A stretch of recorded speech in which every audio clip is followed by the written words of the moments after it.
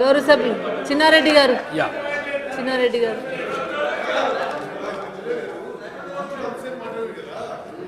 కాదు మీరు. అధ్యక్ష, గౌరవ ఉప ముఖ్యమంత్రి గారు విద్యాశాఖ మంత్రులు కడియం శ్రీహరి గారు చాలా వివరంగా వారు సమాధానాలు చెప్పడం జరిగింది. ముఖ్యంగా తెలంగాణకే తలమానికమైనటువంటి ఉస్మానియా యూనివర్సిటీ శతాబ్ది ఉత్సవాలు జరుపుకోబోతూ ఉంది. మనము భారత రాష్ట్రపతిని కూడా ముఖ్య అతిథిగా ఆహ్వానించినాము. తమ ద్వారా గౌరవ మంత్రివర్యులకు నా మనమేమంటే, ఉస్మానియా యూనివర్సిటీ విద్యార్థులు చాలా కోపంగా ఉన్నారు ప్రభుత్వం పైన. ఎందుకంటే ఈ 3 సంవత్సరాల నుంచి మమ్మల్ని ఏం పట్టించుకోలేదు అనే మాట చాలా కోపంగా ఉన్నారు. అందుకని నా మనవి, భారత రాష్ట్రపతి గారి ముందు మనం అవమానపడకుండా ఉస్మానియా యూనివర్సిటీకి పూర్వ వైభవాన్ని ఏ విధంగా తీసుకొస్తామని ఒక రోడ్ మ్యాప్ని మీరు ప్రకటించమని నేను కోరుతా ఉన్నా. ఉస్మానియా యూనివర్సిటీకి బాగు చేయడానికి మనం ఏం చేయబోతున్నామో ఒక రోడ్ మ్యాప్ని మీరు కేవలం 200 కోట్లు ఇచ్చినామని ప్రకటిస్తారు. ప్రకటించిన తర్వాత రిలీజ్ చేయరు. అది మేము కళ్ళారా 3 ఏళ్ళ నుంచి చూస్తూ ఉన్నాం. కానీ ఒక రోడ్ మ్యాప్ను మాత్రం మీరు ప్రకటించండి. ఉస్మానియా యూనివర్సిటీని ఏ మాదిరిగా బాగు చేస్తామనేటువంటి మాట చెప్తే బాగుంటుందని నేను కోరుతున్నాను. దాని తర్వాత నా నియోజకవర్గంలో వనపర్తిలో 2008 సంవత్సరంలో పీజీ సెంటరు ప్రభుత్వం తరఫున హైయర్ ఎడ్యుకేషన్ తరఫున ఏర్పాటు చేసుకున్నాం.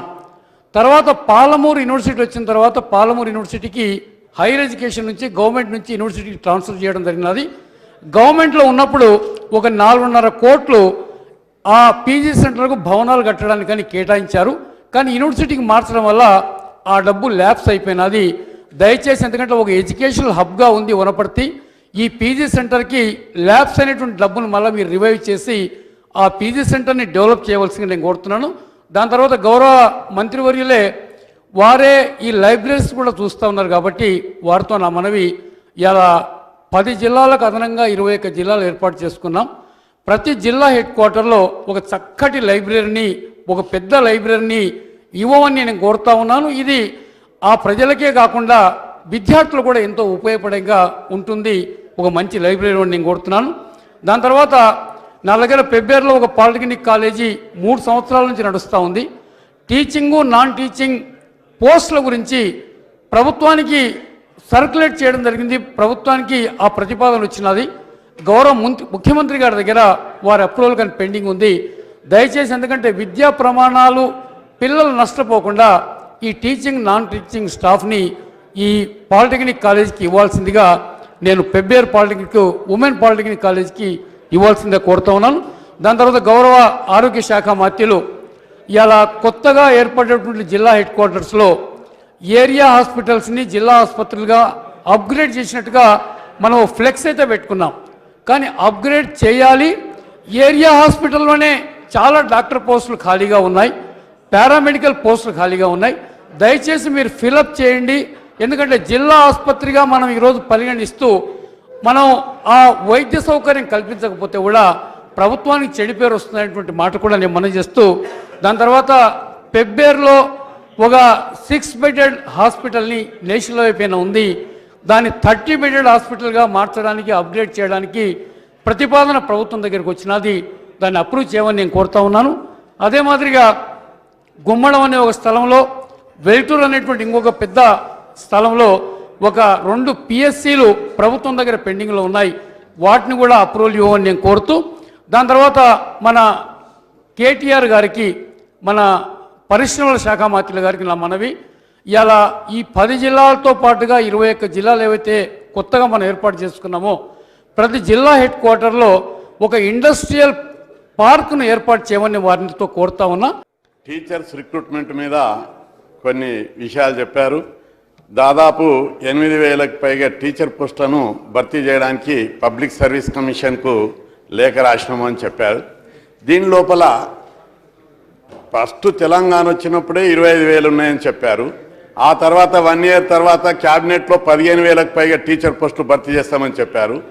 ఇంకా మధ్యలో 1 ఇయర్ అయినాక 10,000, ఇప్పుడు 8,000. రాను రాను పెరగాలి. 4 విద్యా సంవత్సరాలకు సంబంధించి ఈ మధ్య దానికి యాడ్ అయితే 40,000కు పైగా టీచర్ పోస్టులు వస్తాయి. 8,000 అనేది పూర్తి కావు. కాబట్టి దీని మీద మరింత లోతుగా ఆలోచించాలి. ఒకటి, ఇందులోపల పీఈటీ టీచర్లు, ఆర్ట్స్ క్రాఫ్ట్, లైబ్రేరియను, అదేవిధంగా కంప్యూటర్ టీచర్ పోస్ట్ ఇందులో కలిపారా లేదా ఆ విషయము. అదేవిధంగా రెసిడెన్షియల్ స్కూల్ టీచర్స్ విషయం లోపల, డిగ్రీ విషయం లోపల మినిమం మార్కుల విషయం లోపల కొంత ప్రాబ్లం వచ్చి కాంట్రవర్సీ వచ్చి ఆపారు. అయితే ఇక్కడ డిగ్రీ మార్కులను కాదు, ఐఏఎస్ ఐపీఎస్ లాంటి పరీక్షలకే మినిమం మార్కులతో ఇచ్చారు.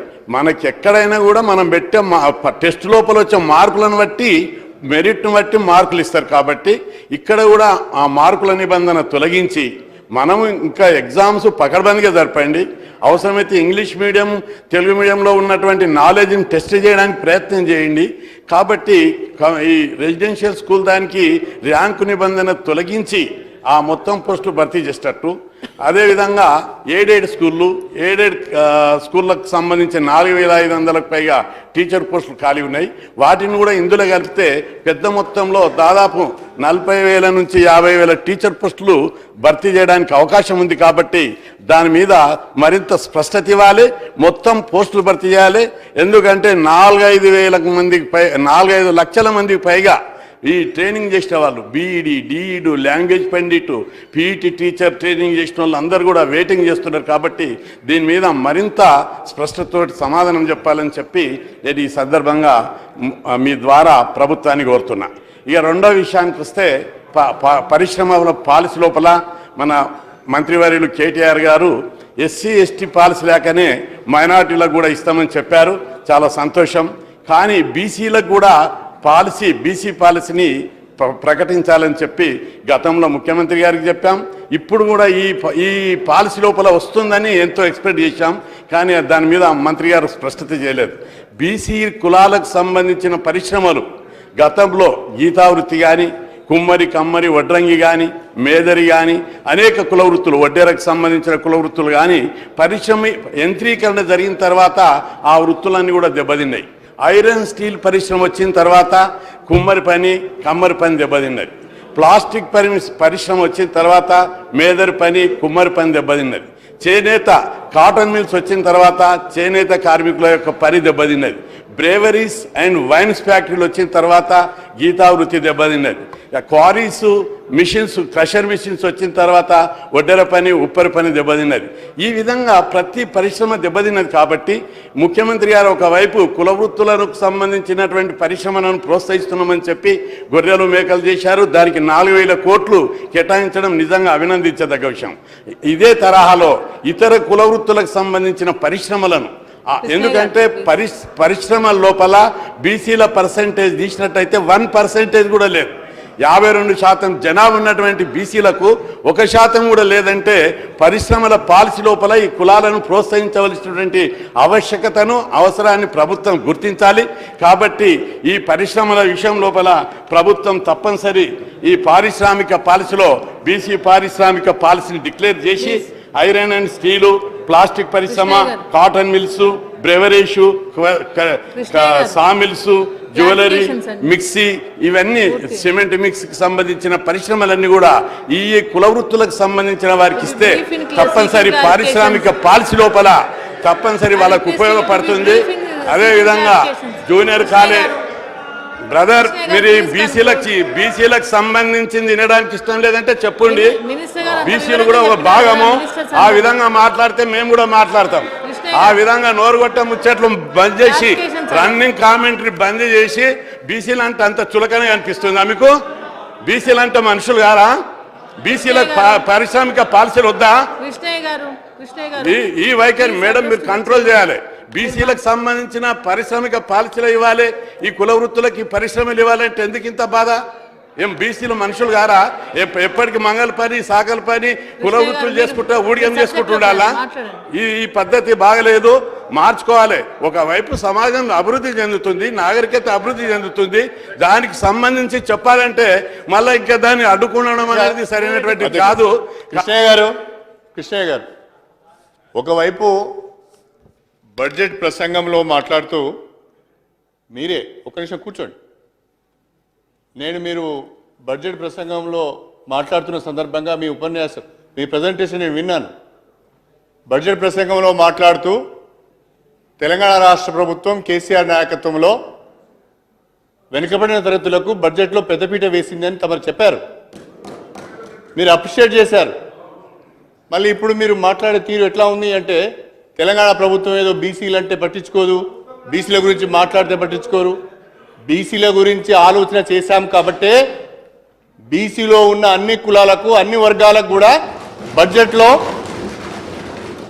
వాళ్ళ చేతి వృత్తులను ప్రోత్సహించే విధంగా, కుల వృత్తులను ప్రోత్సహించే విధంగా, ఆర్థికంగా, సామాజికంగా, విద్యాపరంగా అభివృద్ధి చేసే విధంగా బడ్జెట్లో కేటాయింపులు చేశాం.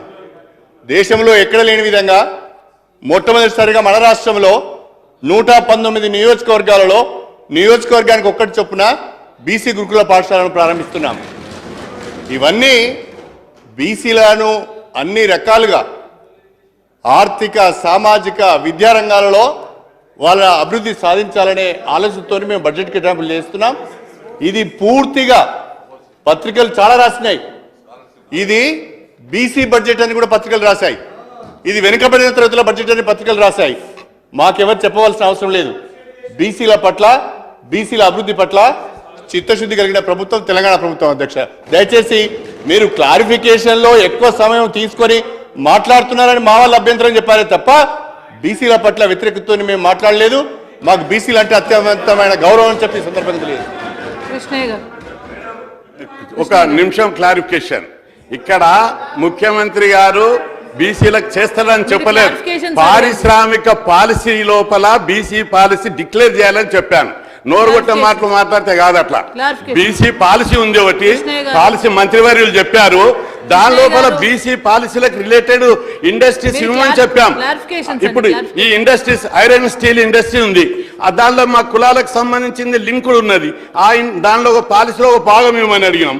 ప్లాస్టిక్ పరిశ్రమ ఉంది, దానిలో కూడా ఎంకరేజ్ చేయమని అడుగుతున్నాం. కాటన్ మిల్స్ ఉన్నాయి, చేనేత కార్మికులది కాబట్టి దానిలో ఎంకరేజ్ చేయమంటున్నాం. బ్రేవరీస్ ఉంది, గౌడ్లకు సంబంధించింది సబ్జెక్ట్ ఉంది కాబట్టి దాన్ని ఎంకరేజ్ చేయమంటున్నాం. క్రషర్ క్వారీ ఉంది, వడ్డెరోళ్ళకు సంబంధించింది, దాన్ని ఎంకరేజ్ చేయమంటున్నాం. సామిల్స్ ఉన్నది, వడ్లలకు సంబంధించింది, దాన్ని ఎంకరేజ్ చేయమని అడుగుతున్నాం. జ్యువెలరీ షాపులు ఉన్నాయి, విశ్వబ్రహ్మణులది, దాన్ని ఎంకరేజ్ 10. ఎందుకంటే వాళ్ళు మంత్రి గారు చెప్తున్నారు అది గవర్నమెంట్ కాదంటారు. వాళ్ళు ఏమన్నా వాళ్ళు 30 ఏళ్ళుగా 40 ఏళ్ళుగా వాళ్ళు దేవాలయాల్లో ధూపదైవ వైద్యాన్ని చేసే వాళ్ళు ఉన్నారు. వాళ్ళ వేతనాలు ఇవ్వాలి. ఒక్క రిక్వెస్ట్ ఒకటి, ఎందుకంటే నా భద్రాచలం దేవస్థానం భూములు మొత్తం ఆంధ్రాలో ఉన్నాయి. ఎందుకంటే గుడేమో తెలంగాణ, భూములేమో ఆంధ్రాలో ఉన్నాయి. ఈ సందర్భం అయినా ప్రభుత్వం, ముఖ్యమంత్రి గారు లేరు, ఉప ముఖ్యమంత్రి గారు ఉన్నారు కాబట్టి ఆ పరిసర గ్రామాలు అనేటువంటి కన్నాయగూడెం, పిచ్చుకులపాడు, ఎటపాక, ఈ గ్రామాలని మొత్తం వాటిని భద్రాచలంలో తెలంగాణలో కలిపితే మన దేవాలయం భూములు మనకు వస్తే 5 గ్రామ పంచాయతీలు ఉన్నాయి. 5 గ్రామ పంచాయతీలు కూడా అక్కడ ఉన్న వనరులన్నీ కూడా మనకి భద్రాచలం టౌన్కి తెలంగాణకు వస్తాయి. కాబట్టి 1000 ఎకరాలు భూమి అది మొత్తం కూడా ఆంధ్రాలో ఉంది. కాబట్టి అది కూడా వెంటనే ప్రభుత్వం ఆలోచించాలని కూడా సభ్యులు జలగం వెంకట్రావు. సార్ మీ ద్వారా, మేడం మీ ద్వారా డిప్యూటీ సీఎం గారిని, sir Telangana state council of higher education recommend చేసినట్టు యూనివర్సిటీ ఆఫ్ సైన్స్ అండ్ టెక్నాలజీని కొత్తగూడెంలో ఏర్పాటు చేయమని దాన్ని విజ్ఞప్తి చేస్తాం. మరొకసారి మిమ్మల్ని సభ ద్వారా విజ్ఞప్తి చేస్తున్నాం. దయచేసి ఆ ప్రాంతంలో ఎప్పటి నుంచో ఉన్న కోరిక, మన మేనిఫెస్టోలో ఉన్న మాట కూడా దయచేసి దాన్ని శాంక్షన్ చేయమని చెప్పి కోరుతున్నాను. Thank you. గౌరవ్ జానారెడ్డి గారు. నీదే అధ్యక్ష, ఇప్పటికే 8:30 అయింది అధ్యక్ష. క్లారిఫికేషన్ ఇవ్వమని అడిగేది, కానీ మరి క్లారిఫికేషన్ ఇంతసేపు ఒక్కొక్క మంత్రి గారు ఇన్ని గంటలు మాట్లాడితే ఇంత సమయమైనా మా వాళ్ళందరూ ఓపికగా మీది వినటంతో పాటు ఆఖరికి వారి క్లారిఫికేషన్స్ కూడా అడిగి తెలుసుకొని నివృత్తి చేసుకోవటం వారి ధర్మం. మేము ఇంత ఓపిక ఉన్నప్పుడు అధికార పక్షం 10 అయినా కానీ మీరు ఉండి క్లారిఫికేషన్స్ కూడా పూర్తి చేసే వరకు ఉంటే మంచిది అని చెప్పి ఇంకా అడిగే వాళ్ళు ఉన్నారు. మా రైట్, మీరు అయిన తర్వాతనే మీరు కూడా క్లారిఫికేషన్స్ అడగండి, మీరు అంత అవసరం లేదు. రైట్ అధ్యక్ష, లాస్ట్ కానీ ఒక్క మాట మాత్రం నేను పరిశ్రమల మంత్రి గారికి ఒక్క మాట గుర్తు చేస్తూ, ఇది కూడా క్లారిఫికేషన్లో భాగంగానే తీసుకుని, మీరు చెప్పేటప్పుడు 1700 కోట్లు 13-14 ఎప్పుడో మైనింగ్ వీటిలో వచ్చింది, ఇవాళ 2800 కోట్లు సాధించినాం అంటే ఎంత పెరిగింది చూడు అంటే, అక్కడి నుంచి హర్షం, ఇక్కడి నుంచేమో అది నీర్ష కాదు, ఈర్ష్య కాదు. ప్లీజ్ ప్లీజ్ ఆ పాయింట్ క్యాచ్ చేయలేదు ఎవరు, ఆ పాయింట్ క్యాచ్ చేయలేదు, దాన్ని గుర్తు చేస్తున్నాను. 1700 కోట్లకు మీరు చెప్పేటువంటి బడ్జెట్లోనే 20% 30% ప్రతి ఏటా పెరుగుతుంది అని పెట్టుకున్నా, మళ్ళీ మీరు చెప్పిన దాంట్లోనే కనీసం 15-16% అన్న వస్తుంది అని. అంటే 1720-30 చెప్పినట్టుగా నేను లోపల విన్నా, దానికి 16% వేసుకుంటే 2000 అవుతుంది, మరుసటి సంవత్సరం మళ్ళీ 16% వేసుకుంటే 2400 అవుతుంది, మరుసటి సంవత్సరం మళ్ళీ ఇంకో 300 అవుతుంది, 2800 అయిపోతుంది. ఆటోమేటిక్గా ఆ విధంగా ప్రతి సంవత్సరం పెరిగే దాంట్లో భాగంగానే పెరిగింది. కానీ మీరు పెంచినరా లేకుంటే మీ మూలాన్నే పెరిగిందా అనేటువంటి అంశాన్ని కూడా మీరు గుర్తుంచు. అయితే దీని మధ్యలోనే ఇంకేమన్నా ధరలు పెరిగినాయో ఏమో సంగతి అది అది అది అది నాకు తెలియదు కానీ అంటే దీన్ని మీరు దీని మూలాన మీరు సమాధానం చెప్పినా చెప్పకపోయినా, మీరు చెప్పే ముందర ఏదైతే మీకంటే మేము ఇట్లా సాధించినాం, మేము సాధించలేదనే అంశాన్ని రెండింటిని బ్యాలెన్స్లు బేరీజ్ చేసుకొని ఆ పెరుగుదలను దృష్టిలో పెట్టుకొని మీరు మాట్లాడండి. ఒకవేళ ఇప్పుడు మీరు మాట్లాడిన దానికి 2800 కోట్లు వచ్చిందని నేను కాంట్రడిక్ట్ చేస్తలేను, కానీ వస్తుంది, అది ఆటోమేటిక్గా వచ్చిందే, అది మీ గొప్పదనం కాదని చెప్తున్నా. మా సభ్యులకు ప్లీజ్ వీళ్ళకు కూడా ఆ హెల్త్ దాంట్లో ఆయన ఏదో చాలా చెప్పినాడు. ఆ అరుణ గారికి, వంశీచందర్ రెడ్డి గారికి ఇద్దరికి ఇవ్వండి, ఆ తర్వాత ఇంకెవరికైనా కావాలంటే ఇవ్వండి. పూర్తి. అధ్యక్ష ధన్యవాదాలు అధ్యక్ష. ఒక్క నిమిషం గౌరవ మంత్రి గారు. అధ్యక్ష, మిగతా అందరికి పెద్దల కంటే ఒకసారి సమాధానం చెప్పొచ్చు అధ్యక్ష. వారు గౌరవ ప్రతిపక్ష నాయకులు కాబట్టి వారు ఒక్కరికి మాత్రం వారు లేవనెత్తారు కాబట్టి వారి మీద ఉన్న గౌరవంతో వారు ఒక్కరికి మాత్రం చెప్తాను అధ్యక్ష. ఇప్పుడు వారు అన్నారు అధ్యక్ష, ఇదేదో మీరు సాధించింది ఏమీ లేదు, ఆటోమేటిక్గా ప్రతి సంవత్సరం పెరిగేదే తప్ప మీరు చేసింది ఏం లేదన్నారు అధ్యక్ష. మళ్ళీ చెప్పమంటే ఇసుక లెక్క మొత్తం చెప్తా అధ్యక్ష. వాళ్ళ కాదు మీరు 2007 నుంచి బట్టి గారు డిస్టర్బ్ చేయకండి సార్, బట్టి గారు జానారెడ్డి గారిని విననివ్వండి అధ్యక్ష. 2007 నుంచి 2016-17 వరకు సార్ ఇసుక కూడా మైనింగ్లో పాటే కదా sir. I'll tell you that also.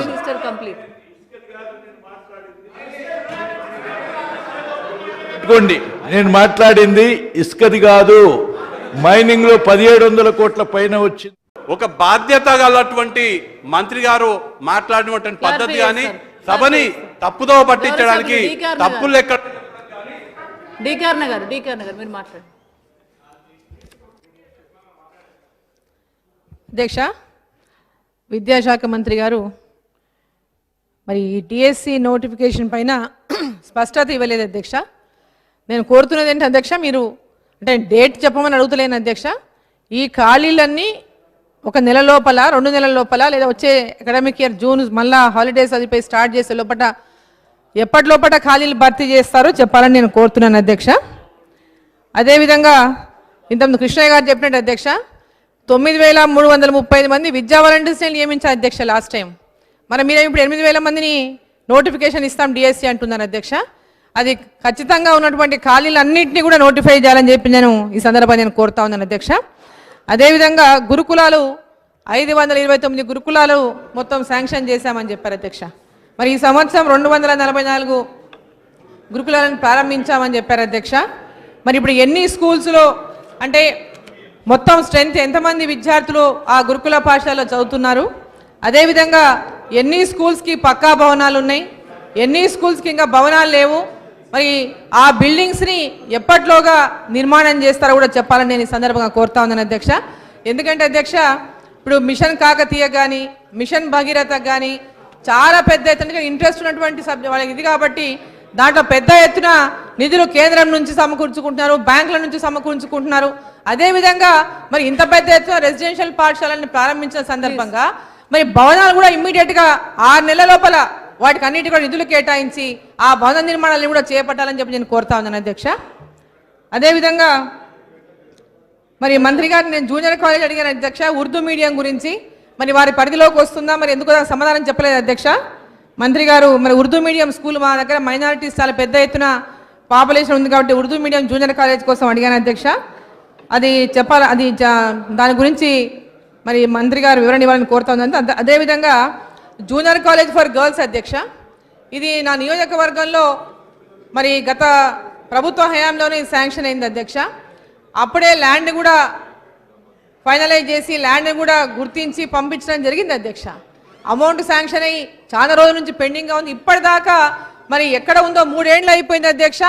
ఆ ల్యాండ్ ఏమైందో తెలియదు, ఆ బిల్డింగ్ ఏమైందో ఇప్పటిదాకా మరి మంత్రి గారేమో మరి అన్ని శాంక్షన్ చేసినా కూడా అన్ని ల్యాండ్ ఇచ్చినప్పుడు కూడా ఇప్పటిదాకా బిల్డింగ్ నిర్మాణం కాలేదనే విషయాన్ని కూడా ఈ సందర్భంగా మంత్రి గారికి నేను తెలియజేస్తాను. దాని మీద మరి కింది స్థాయి అధికారులతో ఇమ్మీడియట్గా దాన్ని పూర్తి చేసే విధంగా టేకప్ చేయాలని చెప్పి కోరుతా ఉన్నాను అధ్యక్ష. ఫైనల్ అధ్యక్ష, ఇంకోటి ఇప్పుడు అన్ని మంత్రి గారు చెప్పారు అధ్యక్ష, మధ్యాహ్న భోజనం గురించి చెప్పారు. అదేవిధంగా జూనియర్ కాలేజెస్లో కూడా మధ్యాహ్న భోజనాన్ని ప్రవేశపెడతామన్నారు అధ్యక్ష. మరి జూనియర్ కాలేజెస్లో మధ్యాహ్న భోజనం పైన పెద్ద ఎత్తున ప్రచారం చేశారు, మంత్రులు కూడా పోయిన చోటలో చెప్పారు. మరి లాస్ట్ ఇయర్ కూడా కొన్ని చోట్ల సమ్మర్లో తీసుకొచ్చి పిల్లలను తీసుకొచ్చేటట్టు మధ్యాహ్న భోజనం ప్రారంభిస్తామని చెప్పారు, లాస్ట్ అసెంబ్లీ కూడా చెప్పారు. మరి ఈసారేమో మరి మధ్యాహ్న భోజనం గురించి జూనియర్ కాలేజీలో దాని విషయమే ఎత్తలేదు అధ్యక్ష. మరి ఆ మధ్యాహ్న భోజనం జూనియర్ కాలేజీలలో మధ్యాహ్న భోజనం ఉందా లేదా కూడా మంత్రి గారిని చెప్పాల్సిందిగా ఈ సందర్భాన్ని నేను కోరుతాను అధ్యక్ష. మేడం, ఒకటి ఎండమెంట్స్కు సంబంధించి ఎండమెంట్స్ భూమి అసలు ఎంత ఉంది మన తెలంగాణలో, ఎంత భూమి ఇప్పుడు కబ్జాలో ఉంది, కోర్టు కేసులలో ఎంత ఉంది, ఈరోజు క్లియర్ టైటిల్గా ఈరోజు ఎండమెంట్ కంట్రోల్ ఎంత ఉందో ప్రభుత్వం ఏమైనా లెక్క తీసిందని మీ దగ్గర అడుగుతున్నాను మేడం. రెండోది, మన ఇండస్ట్రియల్ మినిస్టరు ఈరోజు సోలార్ యూనిట్స్, నేను గతంలో కూడా మాట్లాడాను, solar units young entrepreneurs start చేసుకున్నారు. వాళ్ళు ఆల్రెడీ మన యొక్క గ్రిడ్కు, మన తెలంగాణ గ్రిడ్కి కనెక్టివిటీ ఇచ్చారు. కానీ ఇంతవరకు వాళ్ళు అగ్రిమెంట్ చేసుకోవడం లేదు. వాళ్ళకు జైరాబాద్లోనే గ్రిడ్ కనెక్ట్ చేశారు, ఎందుకంటే వాళ్ళకి ఆల్టర్నేటివ్ లేదు. కానీ వాళ్ళ దగ్గర ఇంతవరకు అగ్రిమెంట్ చేసుకోవడం లేదు, వాళ్ళ గురించి ఏం చెప్పడం లేదు. ఇండస్ట్రీ అని చెప్తున్నాను, అదొక యూనిట్ కింద చెప్పాను కాబట్టి అదొకటి ఆలోచన చేయాల్సిందే కోరుతున్నాను. రెండోది, ఇప్పుడు ఎస్సీ ఎస్టీకి సంబంధించినటువంటి ఈరోజు మరి స్టార్టప్ కింద కేంద్ర ప్రభుత్వం ఎవ్రీ బ్రాంచ్ ఏదైతే ఉంటుందో ప్రతి బ్రాంచ్ కూడా విధిగా ఒక ఎస్సీకి ఒక మహిళకు ఈ స్టాండప్ కింద ఇండస్ట్రియల్ లోన్ ఇవ్వాలని చెప్పి కేంద్ర ప్రభుత్వం స్పష్టంగా ఆదేశించింది. కాబట్టి మన ఇండస్ట్రియల్ పాలసీ కూడా దానికి ఏమైనా లింకప్ చేశారా? దాంట్లో ముఖ్యంగా ఈరోజు మరి ఈ యొక్క డిక్కీ దానికి సంబంధించి కోఆర్డినేట్ చేస్తుంది ఆల్ ఇండియా లెవెల్లో కూడా. కాబట్టి దాన్ని కలిపి మన యొక్క సెంట్రల్ గవర్నమెంట్ తీసుకున్నటువంటి పాలసీలో భాగంగా ఏమైనా కోఆర్డినేట్ చేస్తున్నారో చెప్పాల్సిందే కోరుతా ఉన్నాను మేడం. మూడోది మేడం, ఇంకొక విషయము ఎడ్యుకేషన్ మినిస్టర్కు, ఈరోజు స్కూళ్ళలో పోతే ఉప ముఖ్యమంత్రి గారు ఈరోజు స్కూళ్ళల్లో 9th 10th యూనిఫామ్ ఇవ్వడం లేదు మేడం. సార్ ఇవ్వకపోతే ఏమవుతుంది, 8th వరకు యూనిఫామ్ ఉంటుంది, 9th 10th అదే స్కూల్లో మరి మామూలు డ్రెస్సులు వేసుకొని వస్తే మొత్తం దానికి సంబంధించినటువంటి ఒక రకమైనటువంటి పరిస్థితి ఉన్నది. కాబట్టి 9th 10th కూడా మనం యూనిఫామ్ ఇస్తే ఎట్లుంటుందో ఆలోచన చేయాలి. రెండోది మీకు సంబంధించిందే సార్, ఇప్పుడు మనము ఈ యొక్క గురుకుల పాఠశాలలు మన యొక్క సమైక్య ఆంధ్రప్రదేశ్లో 72లో నల్గొండ జిల్లాలోని మొదటి స్కూల్ ప్రారంభించడం జరిగింది మన దగ్గర. మరి ఇప్పుడున్న కమిషనర్ మహేందర్ రెడ్డి గారు కావచ్చు, రెడ్డి సుబ్రహ్మణ్యం గారు కావచ్చు, ఆ ప్రొడక్ట్సే చాలా మంచి విద్యార్థులు అక్కడ తయారయ్యారు. నేను కోరేది ఒకటి అంటే, మీరు కనీసం ఒక జనరల్ స్కూలు ఈరోజు మీరు టీచర్స్ రిక్రూట్మెంట్లో చాలా జాగ్రత్త తీసుకోవాలి. ఆధారగా మనము క్వాలిటీ లేనటువంటి టీచర్స్ని తీసుకున్నట్లయితే అది ఎంతో కొన్ని వేల మంది విద్యార్థులకు నష్టం కలిగిస్తుంది. కాబట్టి ఇంత కష్టపడి ఇంత ఇన్వెస్ట్మెంట్ చేసి మన విద్యార్థులను మరి ఇంత ఖర్చు పెట్టి